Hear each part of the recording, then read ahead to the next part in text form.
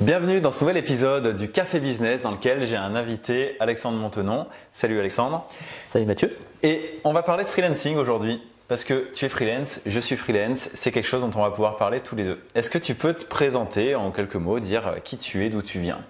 Alors oui, je suis freelance et je suis surtout autodidacte dans mon domaine d'activité qui est le domaine de la rédaction web.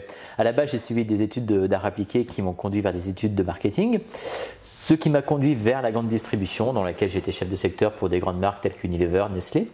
Et puis un jour, j'ai eu un déclic. J'en ai eu assez de travailler pour quelqu'un que je ne voyais jamais, mon chef, et surtout, je voulais être à mon propre compte et mon propre patron. Donc, j'ai eu le déclic à 27 ans, je dirais, donc ça fait maintenant 11 ans. Je vais avoir 38 ans cette année, que je suis dans le domaine de la rédaction web, vers quoi j'ai évolué aussi vers le domaine de la formation dans la rédaction web. Donc j'officie en tant qu'intervenant auprès de l'ISCOM, entre autres une école de commerce qui est à Lyon. Ok, et oui, et du coup, on travaille ensemble depuis 8 ans à peu près. Parce que toi, la rédaction web, moi, le SEO, c'est deux métiers qui sont très très proches. Parfaitement complémentaires. On a travaillé ensemble sur plein de projets différents, donc c'était plutôt cool d'ailleurs. On a vraiment un peu la même façon de faire, donc c'est pour ça qu'on se rapproche sur pas mal de points et que ta formation en rédaction web, finalement, elle est complémentaire. Enfin, c'est plutôt ma formation en SEO pour les rédacteurs qui est complémentaire de la tienne du coup parce qu'elles ont été construites dans la même veine et du coup c'est un parcours client idéal de ceux qui veulent devenir rédacteurs web, qui suivent ta formation et après qui veulent se spécialiser en SEO et qui suivent ma formation par la suite. Donc ça c'est une petite aparté sur tout ça.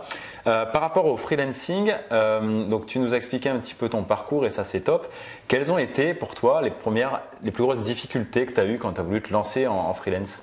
Alors la première difficulté que j'ai rencontrée surtout c'était d'avoir été tout seul, d'être livré à moi-même. Je me suis lancé, alors c'est vrai oui et non.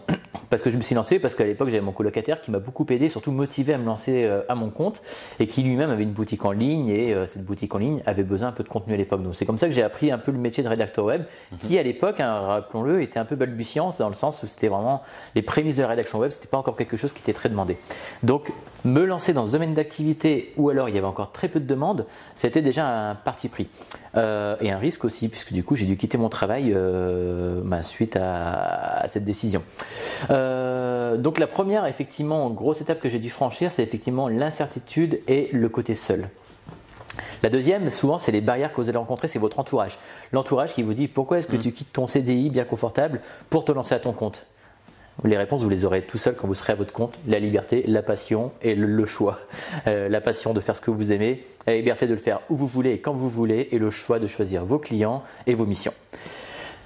Ouais, voilà. je valide, on a vraiment les mêmes valeurs de ce côté-là et c'est vrai que tu es responsable de ce que tu fais finalement, c'est toi qui prends les décisions de travailler plus, travailler moins, travailler ici, travailler là-bas et c'est juste génial à partir du moment où tu es passionné par le truc et que tu fais pas juste appliquer ce qu'un boss te dit de faire Exactement, et c'est une des étapes d'ailleurs du freelancing, c'est le jour où vous serez plus justement dans l'opérationnel, c'est-à-dire répondre à des simples demandes clients. Mais vous allez justement être là, vous former justement, l'avantage aussi, on en parlera plus tard peut-être de ta formation, vous allez justement tellement gagner en compétences que vous serez force de proposition, c'est là que vous allez avoir un autre échelon dans votre position de freelance et vous allez justement avoir encore plus de choix par rapport à votre client type et les missions que vous voulez faire.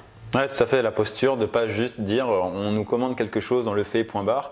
C'est de voir quelle est la valeur ajoutée qu'on peut amener à nos clients. Exact. Et autant toi que moi, dans nos formations, c'est vraiment ce qu'on prône. On n'est pas là pour être juste un exécutant et la dernière pièce d'un puzzle. On est là vraiment pour être aux côtés de soit un service de communication dans une boîte, soit un dirigeant d'une petite entreprise et vraiment les accompagner dans leur croissance à travers des outils web marketing comme la rédaction web, le SEO qui sont des éléments vraiment centraux dans des stratégies web marketing. Exactement, et c'est là qu'on s'épanouit le plus. Moi, c'est quand je sens que la boîte qui fait appel à mes services a besoin de moi et de mes conseils. C'est beaucoup plus épanouissant que d'être, comme tu as employé le bon terme, exécutant et de juste obéir à un briefing et de faire un rendu en temps et en heure. Et si je voulais t'interviewer, en plus du fait qu'on travaille déjà ensemble, c'est parce qu'il y a un angle intéressant qui m'intéresse notamment, c'est le fait que tu n'es pas juste freelance, t'es, pour moi, en tout cas de la façon dont je le vois, tu es un freelance qui performe beaucoup. C'est-à-dire que ça fait beaucoup d'années du coup que tu fais ça et je t'ai vu évoluer aussi, moi aussi j'ai évolué de mon côté, mais je trouve que du coup tu as une évolution super cool déjà.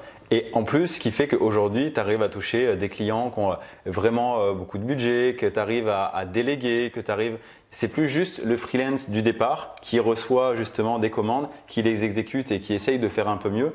Tu es au level au-dessus, quoi. C'est l'impression que j'en ai, et c'est pas qu'une impression. Et comment on fait pour arriver à ce niveau-là? C'est quoi finalement les différentes étapes d'après toi qui font qu'on peut arriver là?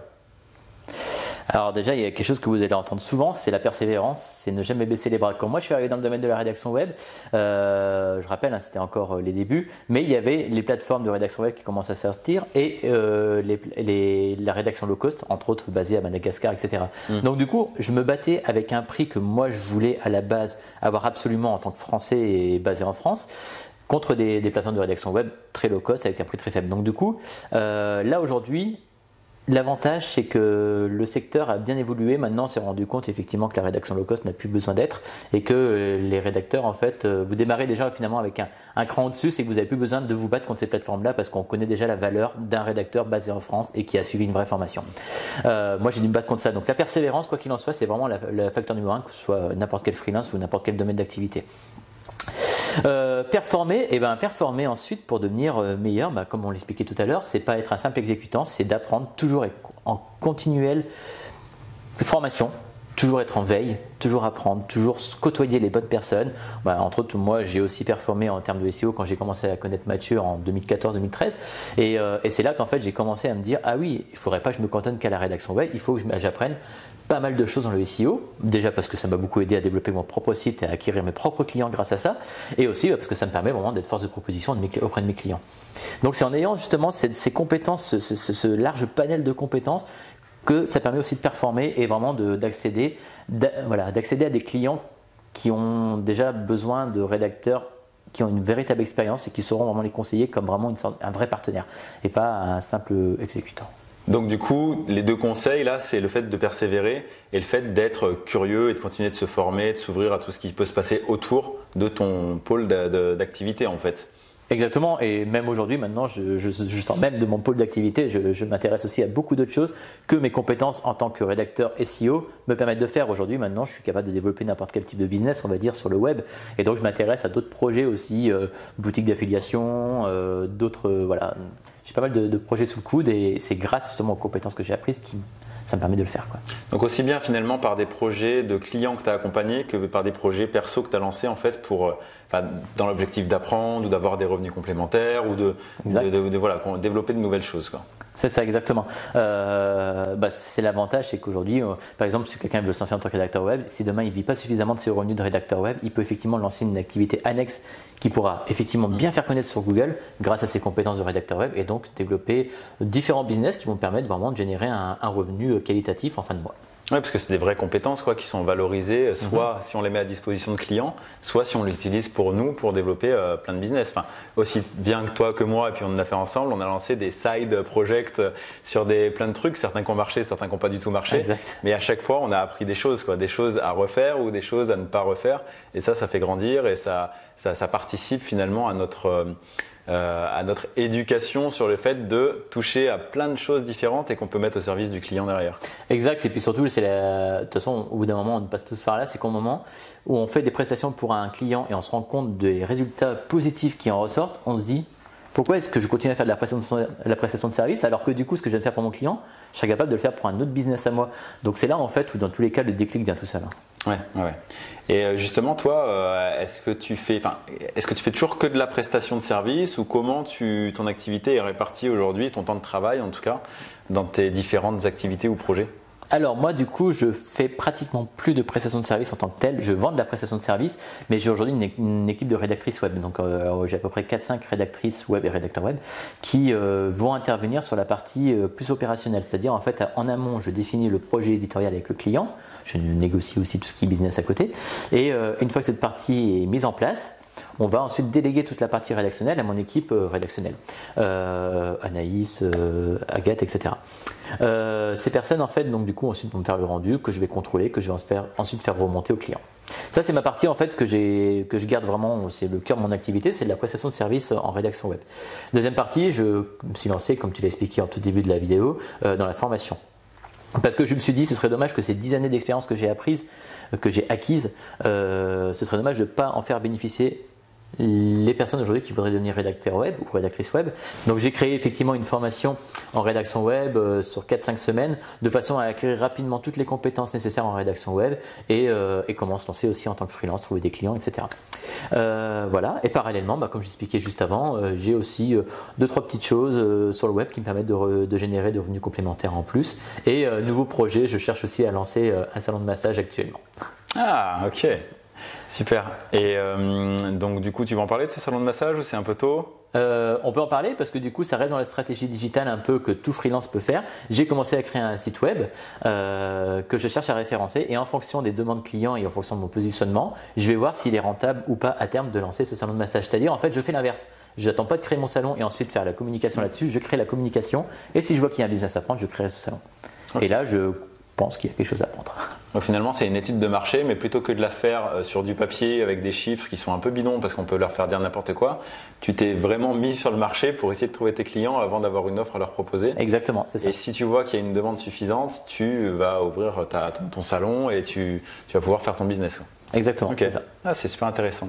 Tu me diras comment ça évolue. Ouais, avec plaisir. Et du coup, si sur le côté freelance, il y a un moment où tu as dû commencer à déléguer. Parce que tu as voulu peut-être travailler sur des choses qui n'étaient pas en relation avec ton temps de travail, peut-être, comme la formation, d'autres projets, etc. Ça s'est passé comment cette étape où il a fallu commencer à déléguer? Parce que c'est jamais une étape évidente. Alors, c'est pas évident, effectivement, de déléguer la première fois.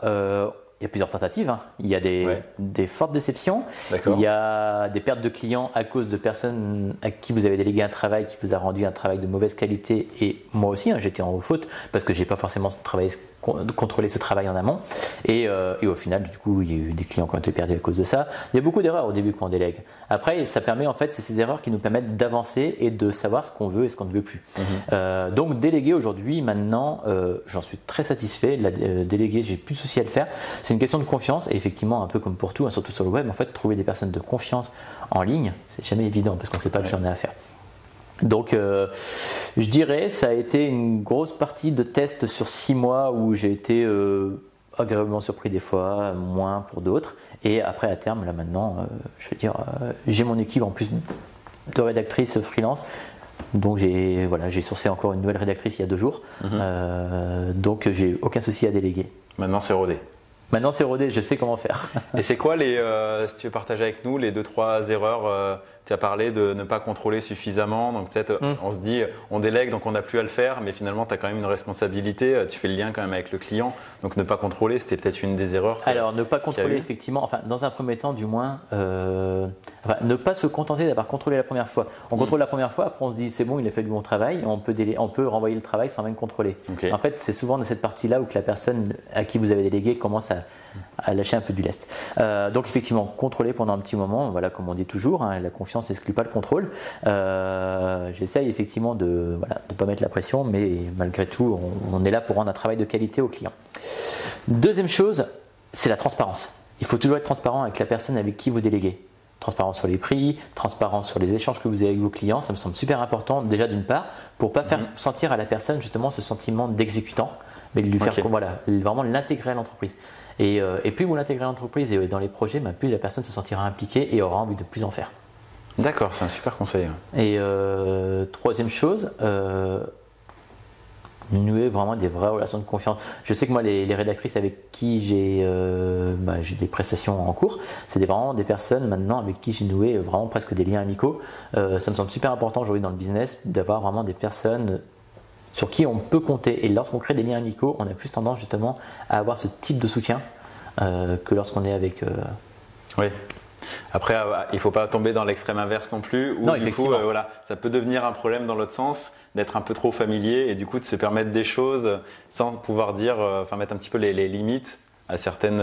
Oui, tout à fait. Après, on sait avec qui on peut le faire et avec qui on ne peut pas le faire. Tout à fait. Ouais. Et du coup, ça veut dire que si tu as une boîte avec plusieurs personnes à qui tu délègues tes commandes, ça veut dire qu'il faut quand même que tu aies un flux entrant de commandes assez important.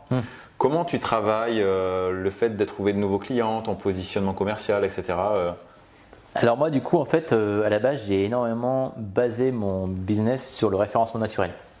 Donc j'ai fait en sorte que mon site soit bien référencé sur énormément de mots-clés liés à la rédaction web. Rédacteur ou rédaction de fiches produits, rédacteur site web, rédacteur web tout court.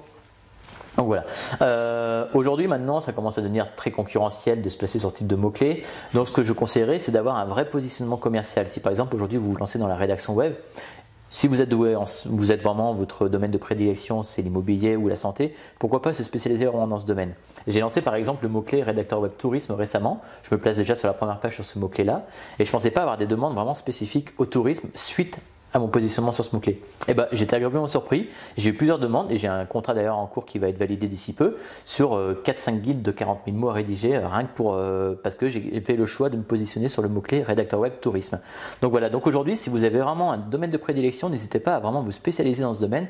Pourquoi aussi? Parce que les clients ont plus tendance à vouloir travailler avec des experts dans leur domaine plutôt que des personnes généralistes. Rédacteur web, tout le monde peut le faire. Rédacteur web spécialisé dans l'immobilier, rédacteur web juridique, ce sont vraiment des compétences en plus qui sont vraiment liées à un domaine d'activité bien spécifique. Ok, donc le conseil, c'est de se dire qu'est-ce qu'on a envie de faire, dans quoi on est particulièrement bon et dans quelle thématique, enfin pour la rédaction web en tout cas, dans quelle thématique vraiment on a une expertise qui pourrait plaire à un professionnel de ce secteur-là, et comment faire pour le toucher. Tout à fait, parce qu'en fait, ça peut aussi s'étendre à beaucoup d'autres domaines en tant que freelance. Un graphiste, par exemple, peut se spécialiser dans le domaine viticole, par exemple, dire moi je suis graphiste spécialisé dans les étiquettes de vin. Et ben voilà, en fait, une personne un jour va chercher vraiment graphiste étiquette de vin et vous ressortirez parce que ce sera vous, en fait, vous aurez votre expertise, vous aurez essentiellement votre portfolio là-dessus, et donc voilà. Donc c'est une chose, voilà. Mais après, ça peut s'étendre encore à plein de domaines. Oui, mais l'idée déjà pour soi, c'est bien de savoir à qui on veut vendre et à qui on ne veut pas vendre aussi, ça peut passer par là aussi. Et du coup, pour le client qui va vouloir chercher quelqu'un, ça sera beaucoup plus simple de s'identifier à travailler avec quelqu'un qui connaît déjà les codes des secteurs. Parce que voilà, dans le vin, il va y avoir des codes complètement différents que dans l'immobilier, que dans la santé. Exact. Il y a vraiment des choses qu'on peut faire, qu'on ne peut pas faire.